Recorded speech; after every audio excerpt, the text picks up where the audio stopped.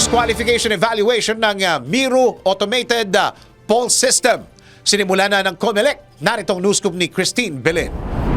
Sinimulan na ng Commission on Elections o COMELEC ang post-qualification evaluation para sa pagbili ng bagong automated election system para sa 2025 national at local elections. Ayon kay COMELEC spokesperson Rex Laudianco, nagsagawa na ang poll body ng end-to-end testing sa mga prototype machine ng lone bidder na Miro Systems Company Limited. Tapos na anya tignan ng ahensya ang mga papel ng Miro, ngunit kanila pa rin ine-evaluate ang mga makina kung gagana ito alinsunod sa pamantayan ng COMELEC. Inaasahan naman ng poll body na tatagal ng 1 buwan ang post-qualification proceedings, gayon din ang pag-check ng mga papeles, ballot boxes at iba pang detalye. At yan ang aking news scoop. Ako, si Christine Belen, nagbabalita ng tama, naglilingkod ng tama.